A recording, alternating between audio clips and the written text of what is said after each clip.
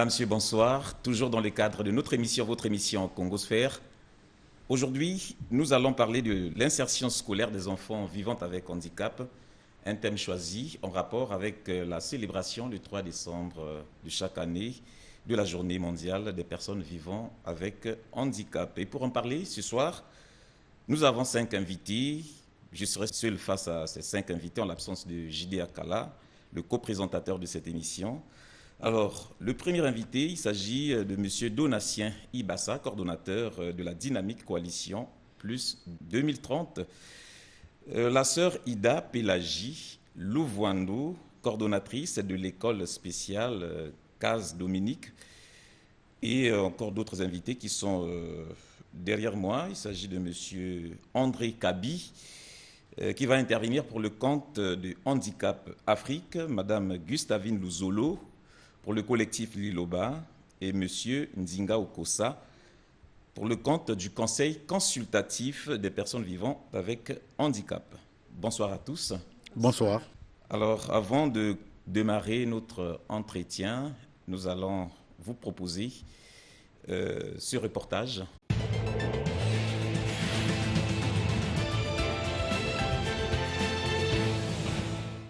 De mieux comprendre les réalités sur le handicap. D'après les communications faites tour à tour au cours de cette journée, 3% de personnes vivent avec handicap au Congo et la plupart d'entre eux subissent encore des discriminations de tout genre. Pour le représentant du coordonnateur des agences du système des Nations Unies, cette journée d'études permet de mieux cerner les actions à mettre en œuvre pour réduire les inégalités et violences envers les personnes vivant avec handicap. Toutes les agences du système des Nations Unies, chacune en fonction de son mandat, à soutenir les recommandations efficaces et appropriées de votre étude pour faciliter aux personnes handicapées la pleine jouissance de leurs droits. Au nom du ministre des Affaires sociales, le conseiller aux Affaires sociales a rassuré que la promotion des droits des personnes vivant avec handicap reste au cœur des préoccupations de son ministère.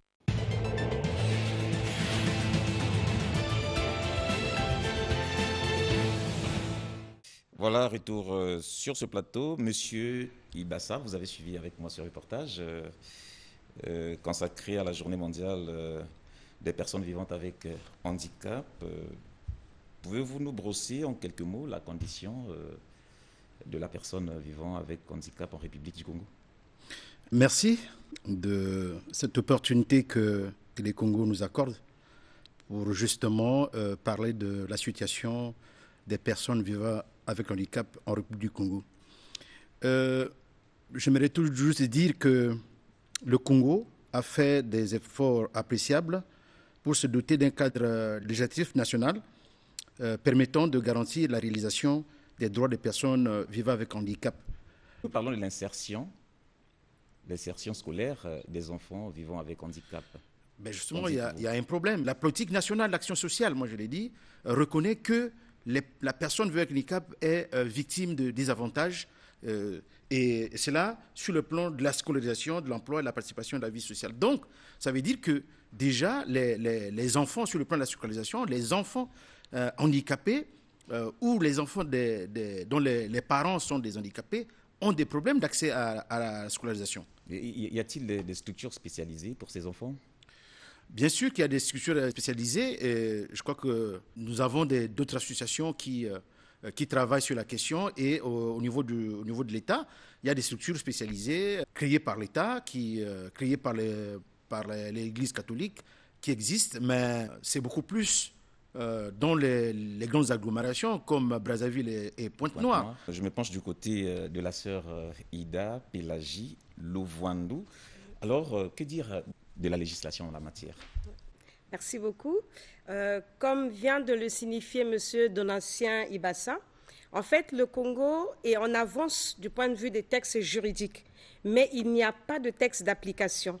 Il y a encore du chemin à faire en ce qui concerne les structures de prise en charge, les structures de scolarisation et les structures d'accompagnement et d'initiation professionnelle. En réalité, les textes juridiques sont là, mais on n'a pas de textes d'application. La loi 009/92 dont on vient de parler existe depuis longtemps, mais malheureusement sans texte d'application. Il y a quelques années, il y a eu de remaniements, on voulait changer, modifier, enrichir cette loi. Et donc, on fonctionne sans loi, si on peut dire. Et qu'est-ce que vous proposez? Et nous proposons que cette loi soit enrichie, revue et promulguée avec les textes d'application pour que le travail soit allégé au niveau juridique déjà. Et le juridique ne suffit pas. On peut avoir plein de textes, on peut avoir les textes d'application, mais si on n'a pas des structures d'accueil, notre volonté nationale par rapport à la personne vivant avec handicap est multipliée par 0. Monsieur Kabi, qui nous a rejoint sur ce plateau, avez-vous quelque chose à ajouter par rapport à ce que la sœur Ida vient de dire? Oui, tout à fait. Merci d'abord pour l'invitation. Alors, vous savez, par rapport à ce que la sœur a dit, bon, il faut justement dupliquer ce travail qui se fait déjà au niveau de Brazzaville, un peu à Pointe-Noire, dupliquer ça au niveau national. Mais pour le faire aussi, nous devons penser à la formation du personnel. Parce que vous savez, nous, Handicap Afrique, grâce à la subvention de l'Union européenne, on a réussi à rapprocher nos services des usagers. En partant de Brazzaville, on a créé une antenne à Pointe-Noire, une antenne à Dolisie, une antenne à Nkayi, une antenne à Owando, une antenne à Bétou. Pourquoi même Bétou? Mais justement parce que jusque-là, la prise en charge des enfants ou des personnes handicapées, pour qu'elles se fassent, les gens devaient partir de très loin, par exemple de Bétou, pour venir à Brazzaville. Partir de Kakamoueka pour venir à Brazzaville. C'était trop pénible, ça. Il fallait donc rapprocher les services des usagers. C'est bien, mais on est heurté aussi à un problème de personnel. S'il n'y a pas un personnel adapté, vous pouvez avoir une belle structure, mais si vous n'avez pas un personnel qualifié, c'est nul et de nul effet. Et nous travaillons avec le gouvernement justement pour renforcer les capacités, pour former les gens qui devraient servir dans ces structures. Voilà, avant de poursuivre notre entretien, nous allons encore vous proposer ce reportage sur la condition de la personne vivante avec handicap.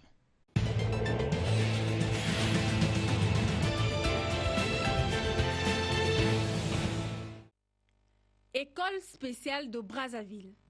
Ici, plus de 350 élèves vivant avec un handicap moteur, déficience mentale, autisme, surdité et d'autres encore apprennent les métiers comme la menuiserie, la couture, la vannerie, la coiffure, la soudure et même l'électricité. La formation va de pair avec les possibilités de l'enfant à s'adapter aux ateliers. Si l'enfant s'adapte dans tel ou tel autre atelier, à ce moment-là, on l'encadre pour qu'il ait une certaine base. La formation est à la fois théorique et pratique. Dans cette école, la formation scolaire et professionnelle des personnes vivant avec handicap se déroule plus ou moins normalement avec les moyens du bord de l'établissement. Toutefois, ces enfants sollicitent le soutien multiforme de tous pour un épanouissement socio-professionnel réussi.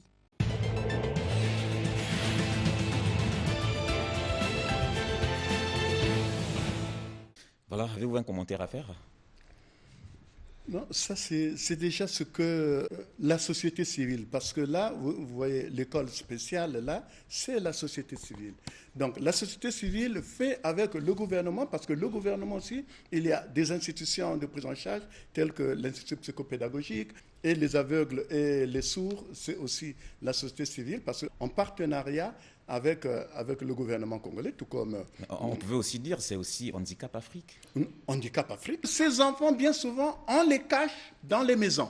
On les cache dans les chambres. C'est les enfants de la honte.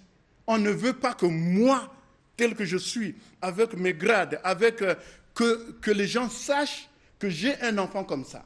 On enferme dans la maison. Alors, mais pour ça aussi, quel est le message que vous avez à l'endroit du public qui nous suit en ce moment? Justement, il faut dire que... Ou des parents qui adoptent ce genre de comportement. Allez-y. Justement, il faut dire que le travail que nous faisons, c'est un travail d'autonomisation. On aide les enfants à devenir autonomes de telle sorte que, au moins qu'ils arrivent à balayer la cour, à laver les assiettes, essayer de laver peut-être eux-mêmes leurs vêtements, et donc on diminue un peu cette honte. Comment aider également ces parents à ne plus considérer ces enfants comme étant les enfants de la honte? Eh bien, c'est pour dire que nous leur offrons cette possibilité. Donc, qu'ils viennent nous voir, qu'ils n'hésitent pas, qu'ils sortent ces enfants des maisons. Mais pourquoi est-ce que vous n'adoptez pas une politique de proximité, aller un peu vers ces parents pour dénicher, pour essayer un peu de retrouver ces enfants cachés? Autour de ces enfants, il y a beaucoup de sensibilisation. Autour de ces enfants, il y a beaucoup de préjugés. Je reviens à vous, la sœur Ida. Avez-vous un commentaire par rapport au reportage que vous avez suivi? Oui, le commentaire, pour moi, j'aimerais dire que scolariser un enfant avec handicap, nécessite des adaptations. Adaptation de l'environnement, adaptation sociale, adaptation pédagogique, adaptation des objectifs. Et je suis très heureuse de voir ce que nous avons vu. C'est le travail effectivement de la société civile qui essaie de donner une réponse auprès des parents et enfants désespérés. Parce qu'en fait, les parents attendent un enfant et ils l'attendent avec un idéal. Et quand il arrive dans une situation d'handicap, encore on parle souvent du handicap visible, mais il y a l'handicap invisible. Quand je parle de l'autisme, de troubles envahissants du développement, du TIADA, on voit un enfant, rien au niveau physique ne montre que cet enfant est handicapé. Et pourtant, ce qu'il a dans son cerveau, dans sa manière d'être, il est vraiment dans le handicap. Et donc, les parents sont en quelque sorte désemparés, ils ne savent pas à quel sein se vouer. Et comme il y a le poids social, on pense que c'est de la sorcellerie, c'est un enfant qui a été sacrifié par son père pour qu'il ait beaucoup d'argent, c'est un enfant ceci, cela. On les cache d'abord, comme a dit mon collègue M. Kaby, on les cache et en plus on les emmène n'importe où en soi-disant on doit chasser l'esprit, on tape sur les enfants, on fait plein de gris-gris et finalement, au lieu de sortir l'enfant de sa situation, on l'enfonce encore et du coup, le repli sur soi est vraiment très grave. Et donc, moi, le cri que j'aimerais lancer, c'est qu'on peut parler des structures, mais si on veut scolariser, il faut qu'on regarde les choses en face, qu'on puisse écouter, qu'on puisse analyser et qu'on propose des vraies prises en charge. Un enfant qui a un problème de psychomotricité, comment vous allez l'inviter à écrire? Il faut d'abord résoudre son problème de psychomotricité. Un enfant qui a un problème de langage, qui ne peut pas articuler, comment vous allez l'initier à l'écriture? Il faut d'abord, du point de vue de l'orthophonie, organiser déjà son langage. Et donc, le travail se fait, c'est vrai, mais il est fait par la société civile. Et moi, je saisis ce micro pour lancer l'appel aux gouvernants, pour lancer l'appel aux parents, pour lancer encore l'appel à la société civile qui a déjà commencé à faire quelque chose. Que la société civile ne lâche pas le travail qu'il a déjà commencé, mais que les gouvernants emboîtent le pas pour qu'on puisse donner la dignité réelle à ces personnes et qu'on puisse soutenir les parents. Nous avons organisé chez nous la guidance parentale pour aider les parents à comprendre ce que c'est que le handicap, surtout dans le cadre de l'autisme et du TIADA. Les parents sont complètement désemparés et c'est très important qu'on puisse les soutenir. On va revenir tout à l'heure. Je vais regarder Monsieur Ndinga. Vous avez écouté le débat, vous avez suivi tout ce qui s'est passé. Alors, vous qui êtes l'œil du conseil consultatif des personnes vivant avec handicap, est-ce que vous pouvez nous rappeler les quelques lois existantes en la matière? Merci, monsieur le journaliste. J'ai d'abord une première préoccupation. En suivant le reportage à la première partie, on parle de 3% des enfants handicapés au Congo. Mais le MES nous parle de près de 10% des personnes vivant handicap dans chaque État. Bon, dans notre pays, le Congo, vous savez, nous avons la loi 08/90 du 6 septembre 1990 qui parle de la scolarisation des enfants au Congo. Et quand vous voyez cette loi, on n'a pas abandonné les enfants vivant avec handicap. Nous sommes en 1992, la loi 09, que mon frère vient de parler, il y a la loi 09 qui parle de la prise en charge des personnes vivant avec handicap. Et nous pensons que cette loi, malgré qu'il n'y a pas eu des tests d'application, cette loi est partiellement utilisée par les Congolais. M. Nzinga, quand vous dites que la loi est partiellement utilisée par les Congolais, vous faites allusion à quoi? Bon, vous savez, quand il n'y a pas de texte d'application, les gens n'en profitent pas. Et ceux qui sont un peu violents en profitent. Je vous donne un exemple très simple. Allez-y. Je suis membre de l'ONG Viens Voir. Quand nous avons reçu le matériel de la Suisse pour l'énergie solaire, nous avons écrit au secrétaire exécutif permanent du Conseil consultatif des personnes vivant avec handicap. Et il a écrit au directeur de la douane. Nous avons pu obtenir gain de cause. On n'a pas payé la douane. C'est parce qu'on a bondi cette loi. Et là, nous attendons aussi le matériel pour la transcription en braille de la Suisse. Et quand on s'est rapproché du directeur, il a dit non, il n'y a pas de problème, parce qu'on vous voit travailler au profit de votre catégorie, des personnes vivant avec handicap. La loi 009, on peut vous accorder encore cette chance. Voilà. C'est que si nous attendons sur les tests d'éducation, c'est difficile. Mais aujourd'hui, je crois, ce n'est plus important de parler de cette loi. Il est important pour nous d'obtenir une loi. Comme nos parlementaires ont participé en Afrique du Sud en l'an 2019, ils ont pris la décision d'harmoniser les lois de nos États avec la loi type africaine. Il est question que nous allons avec cette harmonisation. Que nous, Conseil consultatif des personnes vivant avec handicap, nous avons présenté le projet de loi. C'est maintenant aux parlementaires qui ont participé à l'établissement de cette loi africaine qui doivent accompagner le pays à avoir de nouvelles lois au profit des personnes vivant avec handicap. Comment le PCPA entend-il contribuer au renforcement de l'éducation et la prise en charge de cette catégorie d'enfants? Merci une fois de plus, monsieur le journaliste. Il faut dire qu'en tant que programme concerté pluriacteur, le PCPA facilite l'accès au financement des bailleurs au profit donc de ces organisations membres pour mettre en œuvre des projets au bénéfice bien sûr des différentes catégories des personnes vulnérables, particulièrement les personnes vivant avec handicap. Et je crois que dans le passé, il y a une association de Pointe-Noire qui avait mis en œuvre un projet au bénéfice des personnes vivant avec handicap, qu'ils avaient facilité l'accès aux pièces d'état civil, notamment les actes de naissance et pour les majeurs des cartes d'identité nationale.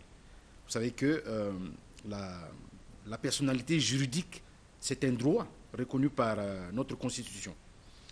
Et donc, au profit des parents, des personnes, des enfants vivant avec handicap et des personnes vivant avec handicap elles-mêmes, le PCPA a financé tant d'actions. En 2019, un projet a été mis en œuvre à Makwa, entre Makwa et Djambala, un projet d'autonomisation des personnes avec handicap, des parents des personnes vivant avec handicap qui ont bénéficié d'un appui logistique pour renforcer leur fonds de roulement, renforcer leur activité génératrice de revenus. En 2019 aussi, le PCPA a financé un projet à Dolisie, qui était porté par notre association, un projet de renforcement des capacités des organisations des personnes vivant avec handicap, pour que ces organisations soient autonomes en matière de défense de leurs droits. Et pour cette année 2021, il y a un plan d'action, un projet qui est financé pour faire le plaidoyer, justement, dans le sens de l'actualisation de la loi 009/92 en harmonie avec la loi type africaine.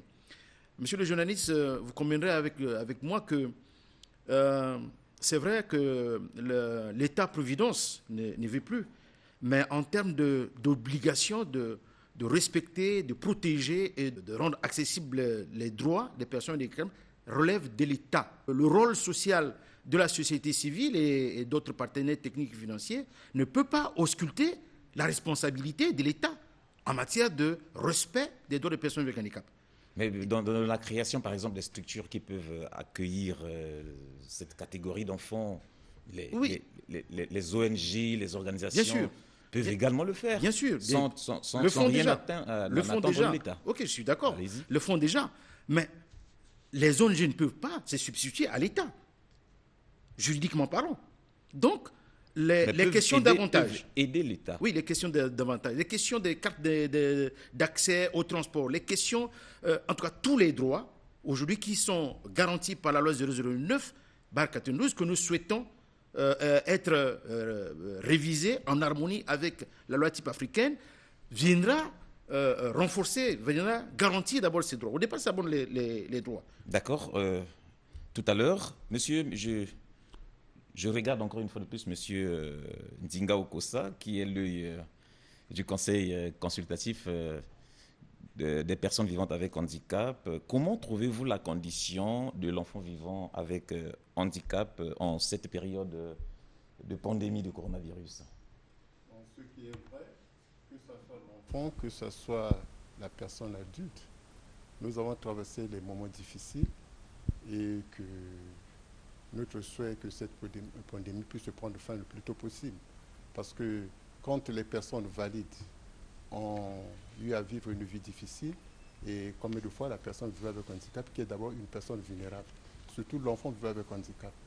Nos frères, par exemple M. Kabi a bien dit que l'enfant handicapé, d'abord, est mal accueilli dans une famille. C'est un enfant de la honte, ça on ne peut pas le cacher, le dire. Moi, par exemple, quand j'ai perdu ma vue, j'étais déjà ingénieur. Mais mes parents étaient attristés. Ils voyaient pour moi un enfant fini, que j'étais devenu utile pour la famille. Vous voyez? Mais comme il faut un enfant tout jeune. Mais pendant cette période, les enfants vivant avec handicap ont passé des moments très difficiles et douloureux. Nous avons au sein du conseil, nous-mêmes on était dans nos maisons et on attendait au gouvernement qui puisse apporter de l'aide comme on avait promis aux familles vulnérables. Et comme tout le monde, nous avons, quand on a levé les mesures barrières, nous avons fait des descentes à l'intérieur pour expliquer à nos frères vivant avec handicap, adultes comme enfants, comment se protéger. Parce qu'on ne peut pas être content quand on apprend qu'un enfant vivant avec handicap vient de perdre sa vie. D'accord. Tout à l'heure, je vais repartir du côté de la régie. Et ça sera donc le dernier reportage de cette émission que la régie va nous proposer tout à l'heure.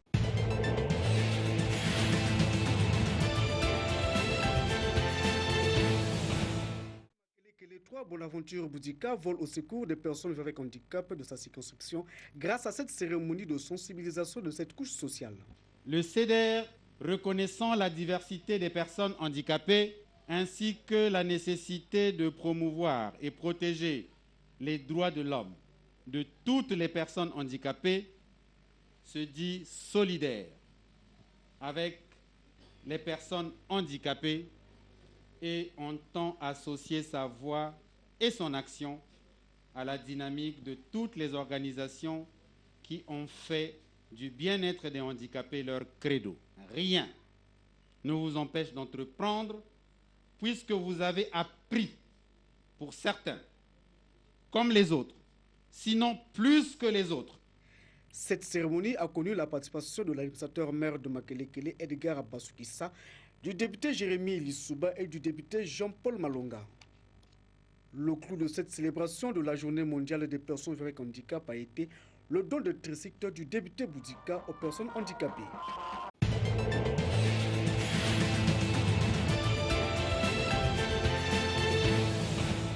Voilà. Toujours sur l'insertion scolaire des enfants vivant avec handicap, notre thème du jour. Nous avons sur ce plateau Madame Gustavine Louzolo du collectif Liloba. Alors, Madame, qu'est-ce que cette association? je peux rappeler, ANADVC, c'est ça, a fait pendant cette période de Covid-19 pour les enfants ou élèves déficients visuels en classe d'examen? Ok, merci monsieur le journaliste. ANADVC, qui est le sigle, oui, c'est l'Association nationale des aveugles et des déficients visuels du Congo. Et l'ILOBA, c'est un groupe de femmes qui luttent sur les VBG faites aux femmes handicapées. Donc je suis la chargée du genre de l'ANADVC. Et vous savez que, comme a dit M. Ndinga Okosa, l'enfant handicapé est un enfant délicat, sensible. Et moi-même, je suis une enfant handicapée, grandie avec le handicap. Ce n'était pas facile. Et nous, au niveau de l'ANADVC, nous n'avons pas croisé les bras. Parce que l'ANADVC a 4 périodes de travail. Nous avons la JMC, qui est la journée du mérite citoyen. C'est une journée d'honorification des héros. Parce qu'on s'est rendu compte qu'au niveau de l'handicap, surtout le handicap visuel, peu d'enfants aveugles ou malvoyants n'accèdent aux études. Parce que l'école est pour nous un complexe, un problème d'accessibilité. Qui peut envoyer un enfant à l'école qui est malvoyant? On va à l'école en retard et difficilement. Et là, la DVC a voulu, par ce panel de travail, JMC, mettre en exergue les efforts des enfants handicapés. Donc, chaque année, nous primons nos lauréats. Dès que l'année passée, nous avons eu à primer 5 enfants qui ont le CP, un enfant qui a eu le BPC et un qui a eu 9 qui ont eu le bac. Et pendant le confinement, effectivement, il y avait un problème parce que nombre des cours étaient faits dans les fascules. L'école était fermée. Il fallait qu'il y ait l'enfant malvoyant a un problème de transcription. Et vous savez que dans notre pays, l'écriture braille n'est pas trop connue. Donc, c'était un grand problème pour nous. On a regroupé les enfants dans les petites communautés et il fallait payer les transcripteurs parce qu'il y avait des fascules écrits non en braille. Donc, c'était des fascules classiques, mais il fallait adapter ces fascules au programme, à l'écriture braille. Et ce qu'on a fait comme travail, nous avons appelé les transcripteurs, les payer, les regrouper, mais ce n'était pas facile. Et puis aussi, pendant le confinement, on avait pensé qu'il y avait un problème de nutrition. Et l'ANADVC a distribué des kits alimentaires aux enfants étudiants qui étaient en train de préparer leur examen d'État. Parce qu'on dit qu'un enfant famille à la pointe d'oreille, un enfant qui n'est pas bien nourri chez soi, ne peut pas se mettre là à étudier. Donc l'ANADVC se bat et continue à se battre pour le bien des enfants et élèves handicapés, surtout les malvoyants. D'accord, merci. Alors, ça sera certainement un dernier tour de table. C'est vous qui allez commencer. Quelles recommandations au gouvernement, par exemple, en guise de plaidoyer? Bon, je voulais dire en pensant que je suis handicapée motrice, j'ai eu du mal d'abord à m'adapter parce que, étant handicapée motrice, même mon transport a été un problème. Mes parents se sont battus pour que j'étudie parce qu'au départ, il y avait des bus qui me prenaient quand j'étais petite, mais actuellement, il n'y a pas de bus. Donc, l'enfant handicapé est un problème. L'école ne nous est pas trop accessible, surtout l'école classique, où il n'y a pas de rampe, il n'y a pas de chaises adaptées aux moteurs, par exemple, qui ont des tricycles.